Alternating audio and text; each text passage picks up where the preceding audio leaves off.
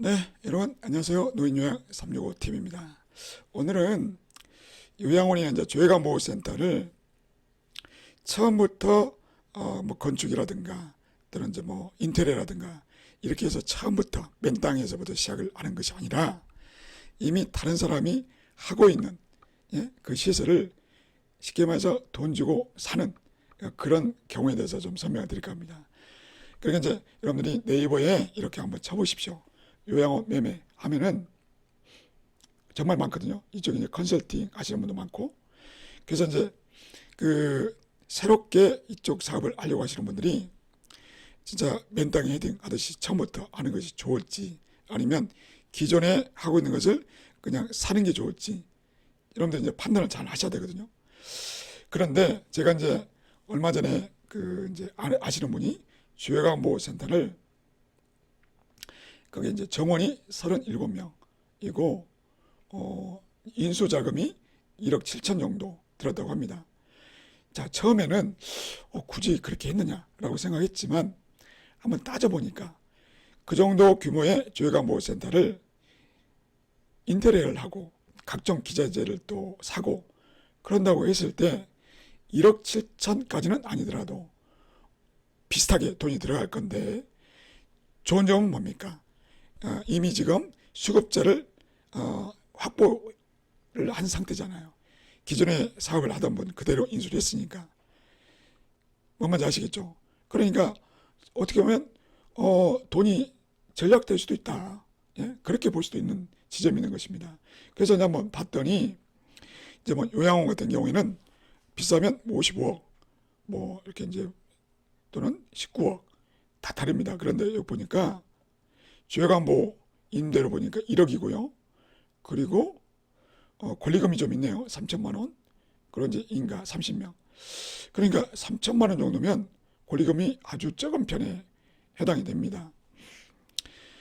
그러니까 이제 그 현재 주회강보호센터를 이용하시는 수급자분들을 그대로 인계를 하는 그런 방식을 말하는 것이죠. 그러니까 권리금을 포함을 해서 이제 넘기는 것입니다. 자, 이렇게 본다면 어떻게 보면 이게 더 유리할 수도 있어요. 어떻게 보면 이제 현재 이 주간보호센터를 이용하시는 분들이 다른 데로 가지 않고 기존에 이용하던 그 센터 그대로 이용한다고 한다면 오히려 이게 이득일 수 있다라고 볼 수가 있습니다.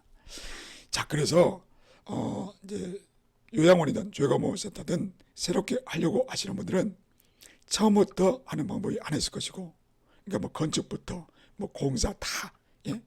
다 모든 것들을 처음부터 하는 방법이 안 했을 것이고, 기존에 하던 데를 그냥 인수를 하는 방법이 있을 텐데 어떤 것이 현명한지, 그리고 이렇게 인수했을 때 주의를 해야 될 사항들이 정말 많습니다.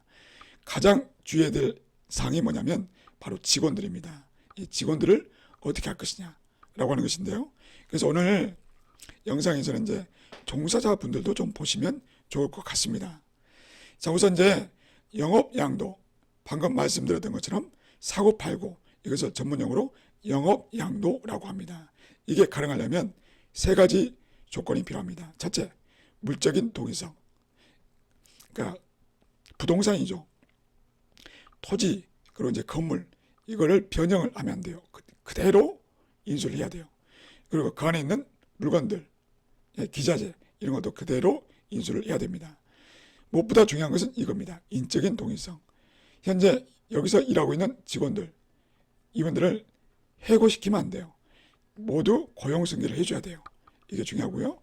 그리고 세 번째, 사업의 동의성. 원래 이 건물이 요양원이었다. 그러면 인수를 한 사람이 그대로 요양원을 하셔야 돼요. 갑자기 주회관보호를 바꾸면 안 돼요.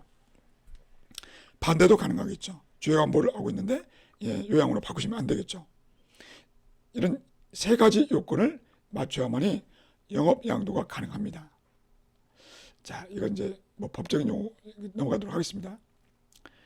그래서 이제 다시 한번 말씀드리면 물적인 요소, 그 다음에 인적인 요소, 그 다음에 사업적인 요소, 이것을 그대로 인수를 해야 되는데 여기 추가적으로 하나가 더 들어갑니다. 왜 그러냐면 앞서 살펴봤던 것처럼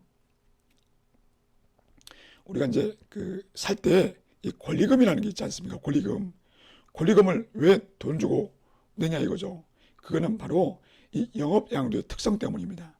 무슨 말인가니 바로 기존의 요양원에 또는 이제 뭐 조혜강보호센터를 운영하셨던 분들이 지금까지 운영하면서 어떤 고객 관리라든가 영업 노하우 이런 게 있지 않습니까? 무엇보다 도 중요한 게 누가 있어요. 지금 요양원에 입소자가 계시고 조혜강보호센터를 이용하시는 이용자분들이 계십니다. 자, 그분들이 바로 수익의 원천이죠.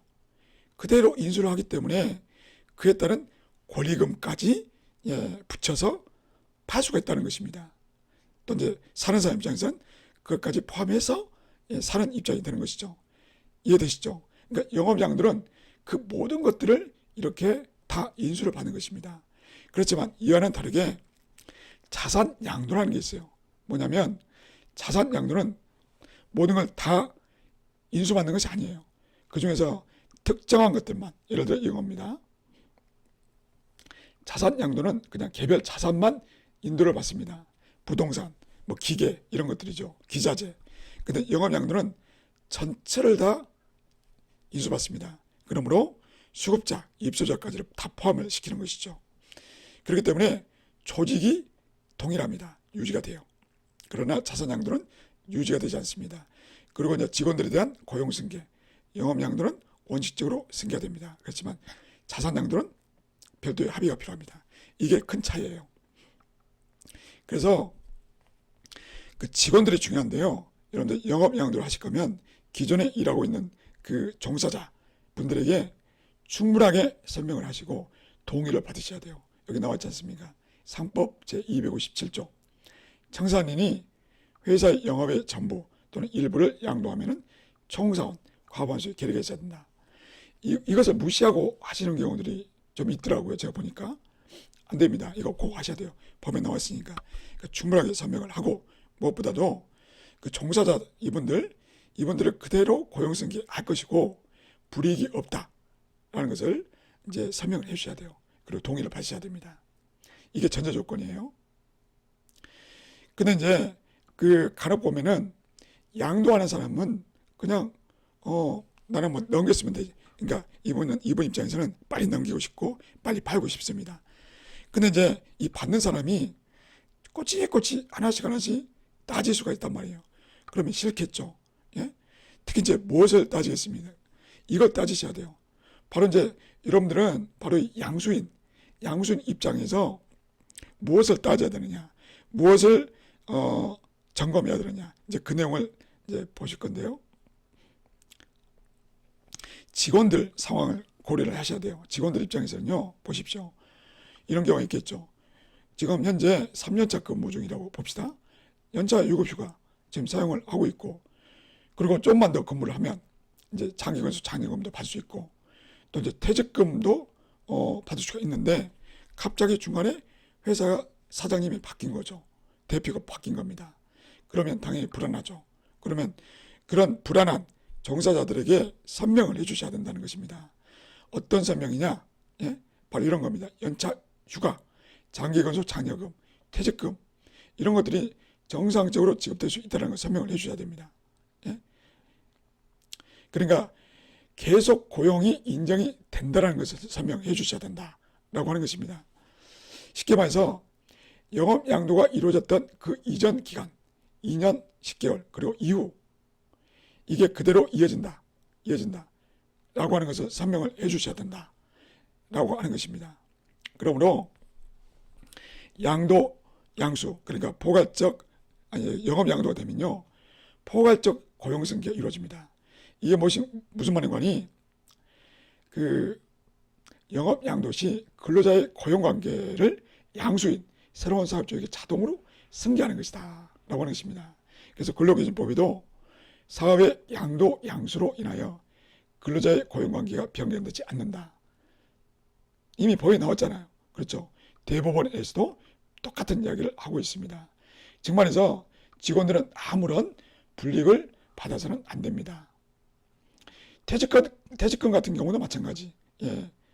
지금 보건복지부 퇴직연금 복지과에서도 이렇게 이제 설명하고 있지 않습니까? 영업 양도 후 대표자만 변경된 경우라도 인적, 물적 조직이 동일성을 유지하고 있다면 계속 근로기간은 종전 사업장에서 입사부터 계산한다. 쉽게 말해서 대표자가 바뀌기 그 전부터 일했던 기간들까지 다 계산을 해서 퇴직금을 지급받게 된다라는 이야기입니다. 자, 그럼 연차 유급휴가는 어떻게 되느냐? 이것도 똑같습니다. 똑같아요. 근데 다만 이게 있습니다. 좀 이제 종사자들 중에서는 좀 이제 잔머리를 좀 잘 고르시는 분이 계실 수가 있잖아요. 그분은 이제 이렇게 한 거죠. 뭐냐면 이제 넘기는 사람한테 가가지고 나 이제 그만둘 거니까 퇴직금을 정산해달라 해가지고 받았어요. 그래갖고 끝났어요. 그런데 이제 새로운 대표 있지 않습니까? 그 사람한테 가가지고 내가 생각해보니까 다시 일하고 싶어요. 다시 이제 일을 하겠습니다. 가능해요. 다시 입사하는 게 가능해요. 그런데 이제 그 전에 일했던 기간은 무시가 됩니다. 예? 근로관계는 단절이 됩니다. 단절. 그러니까 그 전에 이미 퇴직금을 받았잖아요. 퇴직금 받았습니다. 그 전에 일했던 곳에서 3년 일했다.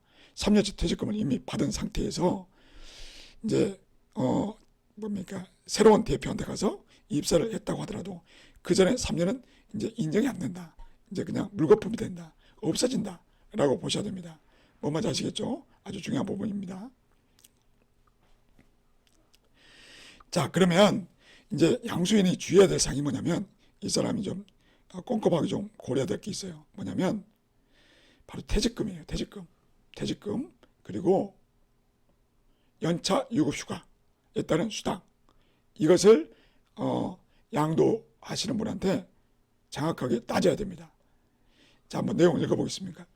자, 퇴직금을 선지급하도록 해야 돼요. 그러니까 이 사람이 양도하는 사람이 이 직원들의 퇴직금을 미리 다 정리를 끝내줘야 돼요. 정리를 끝냈는지를 확인하셔야 돼요. 뭔 말인지 아시겠죠? 종사자들의 퇴직에 따른 지급이 아니라 양수인의 퇴직금 지급 채무관계를 명확하기 위해서 종사자들의 동의를 받아 퇴직금을 중간정산해야 됩니다. 이게 무슨 말인가니? 이 사람이 넘기기 전에 퇴직금을 정리를 해야 되는데, 그게 엄밀한 의미로 퇴직금을 받았다기보다는 이겁니다. 퇴직금 중간정산이에요. 퇴직금 중간정산. 자, 이것을 해달라고 요구를 해야 됩니다. 예. 이걸 하지 않는 상태에서 그대로 인수를 받는다. 그러면 이 사람들의 퇴직금을 이분이 다 내야 돼요. 다 줘야 돼요. 뭔 말인지 아시겠죠? 아주 중요합니다. 그러니까 퇴직금을 반드시 정리하셔야 돼요. 연차 유급휴가 마찬가지입니다. 연차 유급휴가 쓰지 못한 것에 대한 어떤 수당이 있겠죠. 이것도 역시나 이 양도자가 다 처리를 한 다음에 이쪽으로 넘기게끔 해야 된다 라고 하는 것입니다. 뭔 말인지 아시겠죠? 안 그러면요, 이분이 다 책임져야 됩니다. 이 법이 그래요. 그러면 꼼꼼하게 확인하셔야 됩니다. 그러니까 컨설팅 업체가 중간에 개입했다. 그러면 이 부분은 정확하게 해달라고 요청을 하셔야 된다라는 것입니다. 장기근속 장려금은요, 상대적으로 좀 보호가 확실하게 되어 있어요. 뭐냐면 우리 그 고시에 따르면, 고시 제11조의 4 제3항 7호에 따르면 근무하고 있는 장기 요양기간이 중간에 합병 또는 포괄적 양수, 양도 등으로 인하여 장기 요양기간이 변경되었다고 하더라도 직원에 대한 포괄적 고용승계가 이루어진 경우에는 기간 기호가 동일한 장기 요양기간에서 계속 근무한 것을 본다. 자, 이게 무슨 말인가니? 원래 이제 고시에 따르면 기간 기호가 바뀌게 되면은 계속 근로기간이 끊기는 것이 원칙이에요. 그렇지만 이 경우 포괄적 고용승계가 이루어진 경우만큼은 예외로 인정을 해줍니다. 즉 말해서 포괄적 고용승계를 하냐 안 하냐, 이제 이게 중요한데, 이미 살펴봤던 것처럼 이미 법에 따라서 무조건 포괄적 고용승계가 되기 때문에 여러분들 장기근속 장려금은 걱정할 필요가 없다. 그리고 이제 인수 받으신 분 입장에서도 이 문제로 골머리를 썩을 필요는 없다라는 것입니다. 자, 그리고 여기서부터는요, 정말 중요한데, 이제 인수를 받는 사람, 자, 이렇게 보겠습니다. 양도한 시설 A라고 보겠고, 여기서부터 봐야 되겠네요. 3법 제41조 영업 양도인의 경업 금지. 자, 이건 먼저 제가 좀 말로 설명해 드릴게요. 실제로 이런 사례가 있었어요. 뭐냐면 이제 기존에 운영하던 이 그 요양원을 넘겼어요. 넘겼는데 그 옆에다가 다시 차린 겁니다. 다시 요양원보호센터나 요양원 다시 차린 거예요. 그리고 원래 여기에 생활하던 입소자 또는 여기 이용하던 이 어르신들이 다 이쪽으로 옮겨온 거예요. 다 이쪽으로. 자, 그러면 어떻게 됩니까? 그러면 인수자 입장에서 봤을 때는 이분들에 대한 권리금까지 돈 주고 다 해서 돈 주고 산 거잖아요. 그런데 그 판 사람이 옆에다가 차려버린 거예요. 새롭게. 그래가지고 다 빼갔어요. 어르신들을. 자, 그렇게 되면 어떻게 되느냐. 완전히 이 사람은 빈털터리가 되는 거잖아요. 그렇죠? 껍데기만 받는 거잖아요. 그냥 그물만 받는 셈이지 않습니까? 자, 그러면 이거 엄청난 손해 아닙니까? 실제로 그런 일들이 좀 비일비재했습니다. 그런데 이미 법에는 그렇게 하지 못하도록 되어 있습니다. 상법 제41조 보시면요. 영업을 양도한 경우에 다른 약정이 없으면 양도인은 10년간 동일한 특별시, 광역시, 시군과 인접특별시, 광역시, 시군에 동종 업종을 하지 못한다. 이미 나와 있어요. 그러니까 이런 일들이 비일비재했던 것 같아요. 예를 들면 이런 거죠. 이제 미용실을 운영하다가 누가 이제 인수하고 싶다고 해서 넘겼어요. 팔아 넘겼어요. 근데 그 바로 옆에다가 미용실을 또 차려버린 겁니다. 자, 그러면 기존에 그 미용실을 운영하면서 단골이 있었을 거 아니에요. 단골들은 다 어디로 갈까요? 예? 원래 그 미용사 하던 데 있지 않습니까? 그쪽 다 옮겨갈 거 아닙니까? 그러면 돈 주고 미용실을 산 사람들은 뭐가 돼요? 껍데기만 산 것이 되는 거잖아요. 그렇죠? 자, 이런 문제를 방지하기 위한 것이다. 뭐 뭔지 아시겠죠? 그러니까 실제로 이제 이런 부분들은 좀 고려해야 되는데, 물론 만약에 이제 이렇게 가까운 거리다가 이렇게 새롭게 차려가지고 수급자나 어르신들을 다 빼갔다. 그러면 이제 여기에서 고소고발을 해야죠. 근데 과연 실제로 얼마큼의 그런 것들을 손해배상 청구를 할 수 있을지는 해봐야 합니다. 얼마라고 딱히 말씀드릴 수는 없어요. 자, 이 부분 아주 중요하고요. 그래서 이제 여기 보시면 이제 이 내용에 대한 건 아닌 것 같고요. 또 약간 다른 내용입니다. 또 정말 중요한 부분인데요. 뭐냐면 상호를 그대로 썼다 했을 때의 문제점입니다. 그러면 지금 여러분들 그 법적인 용어라 조금 어려울 것 같아서 제가 이제 그냥 그림으로 설명 좀 드리겠습니다. 그림으로. 자, 요겁니다. 이제 양도자가 있고요. 그리고 이제 양수자가 있습니다. 자, 그럼 이제 이 양도자, 이 사람의 어떤 가지고 있는 재산, 그러니까 이제 요양원 건물, 그리고 토지, 그리고 또 이제 거기서 생활하시는 입소자, 또 뭐 수급자, 이 모든 것들을 넘기잖아요. 이 사람한테 넘기지 않습니까? 그런데 여기서 중요한 게 뭐냐면 이 사람이 가지고 있는 부채, 이 사람의 어떤 그 부채까지도 인수하게 됩니다. 좀 웃기죠? 거기서 말하는 부채는 무엇을 의미하느냐? 은행 부채를 말하는 게 아니에요. 그게 아니라 바로 이겁니다. 수급자에 대한 손해배상 채무. 그러니까 무슨 일인지는 모르겠지만 수급자가 또는 그 보호자가 이 사람한테 어떤 손해배상을 청구했다고 칩시다. 근데 해결을 다 하지 않는 상태에서 이 사람에게 넘어가 있어요. 그러면 이런 채무는요, 이 사람한테 넘어갑니다. 이 사람한테, 양수자에게. 이해가 되시나요? 그 또 하나, 이제 건강보험공단에서 현장시설을 하지 않습니까? 그럴 때 환수금이 있어요. 환수금. 이게 정말 장난이 아니거든요. 수억이나 됩니다. 이 환수금을 환수금 또는 이제 뭐 과태료 뭐가 됐든지 간에 아무튼 이것을 이 금액을 다 청산하지 않는 상태에서 이 사람한테 넘겼어요. 그러면 역시나 마찬가지로 이걸 누가 책임져야 되느냐? 양수자가 책임져야 돼요. 이해가 되시나요? 또 하나 지자체 행정처분을 받았어요. 그래서 과태료가 있어요. 과태료를 내지 않는 상태에서 인수했다. 그럼 이것도 역시나 이 사람에게 넘어갑니다. 이해가 되시나요? 그러니까 참 어이가 없죠. 이 양수자 입장에서는. 근데 법이 그러합니다. 예, 여기 앞에 나와 있는 것처럼 이런 내용들이 이제 영업으로 인하여 발생한 채무란 이렇게 나왔지 않습니까? 예. 그렇기 때문에 양수를 하실 때 정말 이 부분은 확인을 하셔야 돼요. 주의를 하셔야 돼요. 중간에 컨설팅 업체가 꼈으면 진짜 이런 거 다 확인한 거 맞냐? 이거 다 확인해라. 그러고 나서 내가 인수하겠다. 이렇게 말씀하셔야 돼요. 뭐 말인지 아시겠습니까? 그러니까 지금 너무 좀 지적을 해가지고 좀 지운 다음에 좀 하겠습니다.